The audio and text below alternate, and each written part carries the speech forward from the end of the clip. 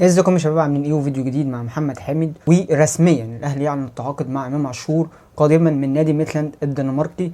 طبعا دي حاجه احنا عارفينها بقالنا ايام او مثلا يمكن اسابيع، والكلام ده بقاله فتره كبيره موجود، بس كله كان تاكيد ومفيش حاجه رسميه يعني.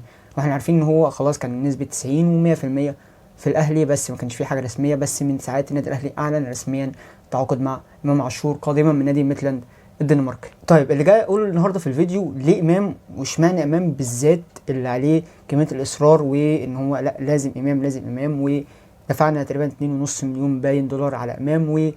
واشمعنى امام او اكتر كمان، يمكن 3 او 3.5، يمكن مبلغ كبير يعني دفعناه في امام. واشمعنى امام واشمعنى امام بالظبط، يعني ده اللي جاي اقوله لك النهارده في الفيديو بالارقام وكل حاجه.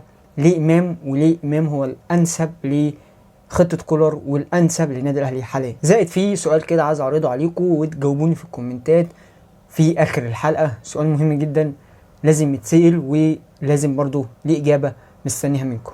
أولا كده بالراحة، واحدة واحدة. ليه إمام؟ إمام أولا من بعد رحيل حمدي فتحي، وحتى كان مع وجود حمدي فتحي التمانية زي ما كان بيقول الكتاب ما كانش حد بيعملها زي إمام. بعد رحيل حمدي فتحي التمانية ما عادش حد بيعمل لها زي امام، او ما كانش حد بيعملها حاليا موجود في الاهلي بيعملها زي ما بيقول الكتاب. وامام اتفصلت عليه التمانية مظبوط، هو 8 هو رقم 8 بالظبط، هي اتفصلت عليه رقم 8. وعشان كمان هو الانسب في خطه كولر في ال4-3-3 في حاله الدفاع، يقدر يدافع معاك ودفاعيا كويس، يعني مش اللي هو ولا وحش ولا اللي هو يعني جامد قوي جدا، لا هو مش 6 قوي برضه، هو 8، فبيدافع برضه على الاقل كويس، ويقدر كمان يتطور في حاجه زي دي مع كولر. وكمان في التحولات الهجوميه وفي الهجوم راجل يعني بيزيد جوه جدا جوه منطقه الجزاء، وفي الحالات الهجوميه هيقدر يفيدك جامد جدا. فهو 8 زي ما بيقول الكتاب عليه، او زي ما الكتاب بيقول هو 8 متفصله عليه دفاعيا وهجوميا. هو كمان لعيب شويط وبيشوط من بره منطقه الجزاء كتير، ففي الحالتين هينفعك دفاعيا وهجوميا. ثانيا بقى، وبمناسبه حوار ان هو شويط، هقول لكم على شويه ارقام هتتخضوا حرفيا لما تسمعوها. ارقام هتبين لك قد ايه ان امام عاشور فارق عن اي 8 تاني في مصر. والمصدر كالعاده احنا بنقول المصدر اللي انا جايب منه الارقام هو احمد غنيم، وهسيب لكم برده اللينك بتاعه في الكومنتات تحت. تاني ايه، خدت منه ارقام تاني، وخدت منه وسرقت منه بوست تاني، بس برجع بعد ما انزل الفيديو بقول له يعني ان انا عملت كذا كذا، بس خدت منه الارقام وقد ايه فعلا امام فارق عن اي 8 في مصر. ليه؟ وبالذات في حوار الشوط. طيب واحده واحده معايا كده في حوار الارقام ده. حوار ارقام فعلا حرفيا فرق مرعب. من موسم 2021 الثلاثي خط وسط الاهلي حمدي فتحي وعمرو السولية واليو ديانج الثلاثه جابوا 23 هدف، منهم 6 من خارج منطقه الجزاء. وفي نفس الفتره من موسم 2021 الى الان امام عاشور جايب 16 هدف لوحده، منهم 9 من خارج منطقه الجزاء. فرق فعلا في حوار الشوط ده من خارج منطقه الجزاء اللي احنا بنحتاجه في حاجات كتير بسبب القتالات الدفاعيه اللي بتبقى قدامنا من الفرق. جاب 9 اهداف من خارج منطقه الجزاء من 16 هدف، جاب 9، يعني اكتر من الثلاثه مجتمعين بثلاث اهداف.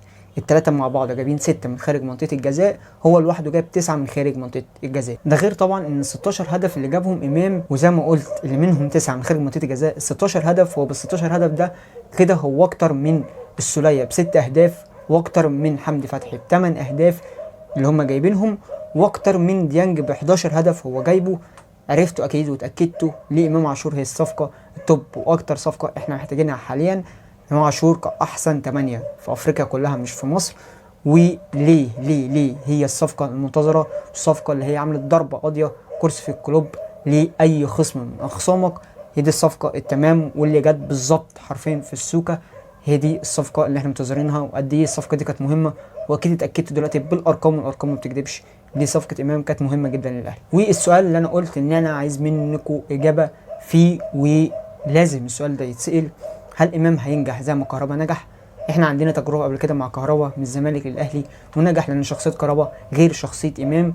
كهربا يقدر عادي يتحدى اي حد ويقدر يجيب اهداف، والاهداف وكمان ان هو ساهم في اول ما جه بفترة أهداف كبيرة. بعد فترة الوقوف والرجوع الأخيرة دي لما بدأ يهدف الحوار ده فرق معاه جامد، والثقة جامدة كانت فيه، وكمان هو خد ثقة جامدة. فالسؤال هل إمام هيقدر ينجح زي كهربا؟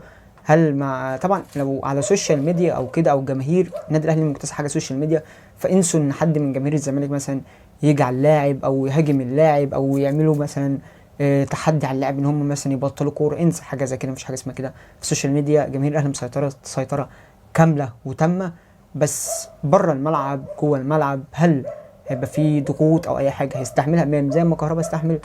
هنشوف. ده السؤال اللي عايزكم تجاوبوا عليه في الكومنتات. وبس شباب يكون خلص الفيديو بتاعنا النهارده، ما تنساش تعمل اشتراك، انزل اشتراك وفرز الجرس عشان يوصلك كل جديد.